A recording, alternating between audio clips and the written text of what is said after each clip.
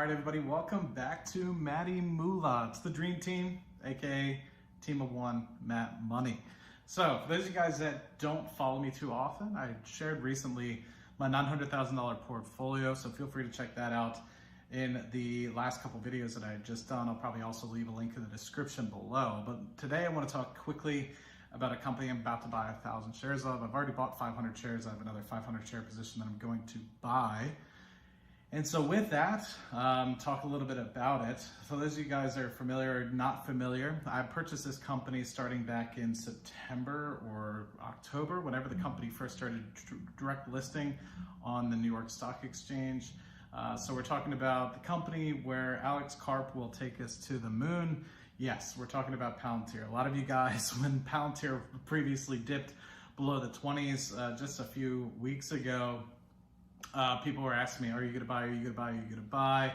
And I didn't take advantage of that opportunity. Now that we're seeing Palantir dipping into the $21 range again, I took the opportunity to buy 500 shares at $21.15. And then I have an outstanding order for another 500 shares at $20.50. So I'm optimistic that in the next couple days, we'll see the opportunity to buy that additional 500 shares. And so with that, that'll bring my total position up to 2,000 shares at a cost basis of just over $15.40. Basically, the 1,000 shares that I'm about to buy will be around $20.85 in terms of cost basis. And then I was fortunate enough on direct listing day to be able to purchase 1,000 shares at $10 a share.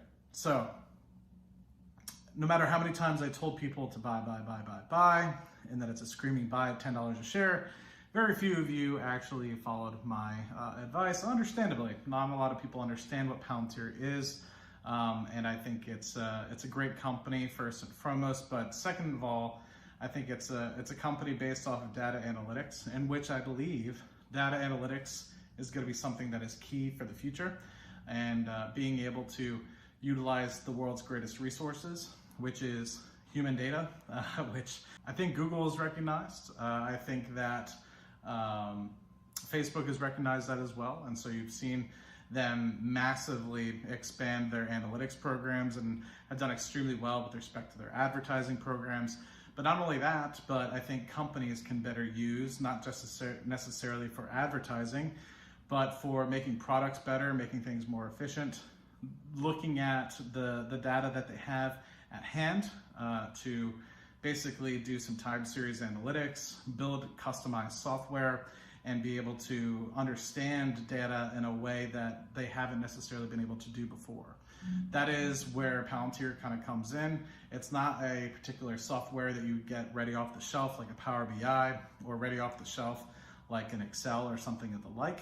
What Palantir does is they excel at being able to bring engineers into your company and be able to understand what's the root problems that you're trying to solve within your business, and looking at the data analytics and the time series data that you've been utilizing in the past, and trying to understand how they can best build you a framework and best build you a platform for you to build off of in the future. I've been fortunate to utilize Palantir over the past 4 years or so at the company I work for my 9 to 5, and I've fell in love with the company a pretty good bit. And I always promised them that if they ever IPO'd, I would not just be a stakeholder, but I would also be a shareholder. And so with the opportunity of them direct listing back in September, I took that opportunity, and I told people very early on in the WhatsApp group, it quickly went from $10 a share down to $8, and I told people to buy, and it quickly then turned around and went up to the 25s, 30s, and actually touched above 40 at one point. People asked if I was going to sell.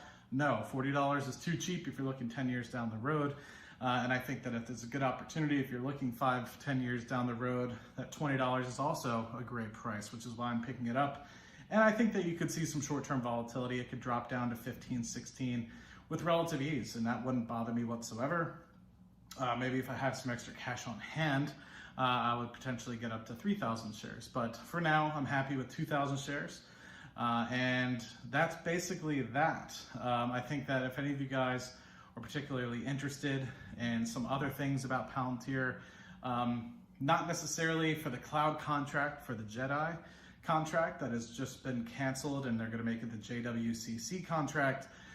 So that obviously has nothing to do with Palantir, because Palantir doesn't necessarily do cloud services.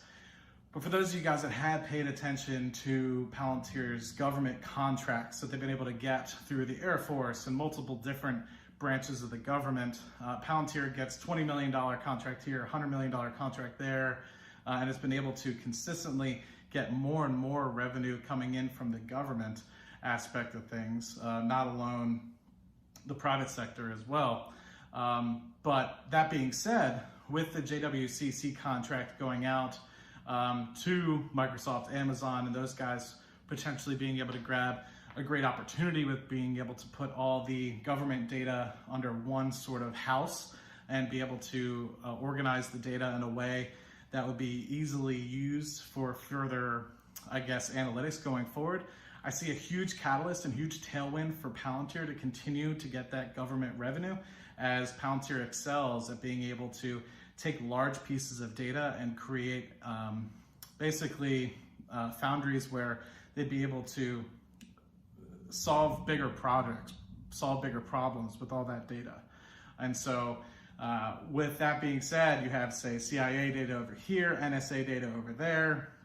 If you're able to have everything under one sort of remit, it'd be easier for Palantir to come in and set up projects that encompass all that data across multiple departments. And truly what you could see is a massive benefit, massive tailwind for Palantir to potentially come in and take over a contract like that. Potentially billion-dollar contracts instead of the $100 million contracts, the $50 million contracts you've seen here or there. However, I haven't heard any news about this, but just based off of what I kind of see and what I know Palantir excels at, and also the great partnerships they've been able to accommodate in the government sector as a whole already, I'm fairly confident that in the next couple months, if not year or so, you'll see once the JWCC contract, which was the replacement of the Jedi contract, be able to basically get rewarded in terms of what Palantir can do with that consolidated data set. So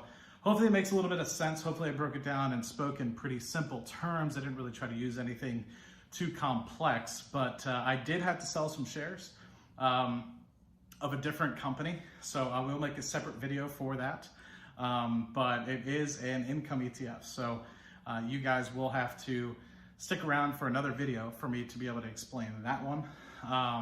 But it's always been a piggy bank that I kind of said, hey, if I see an opportunity to pick up another stock, I will do so utilizing this.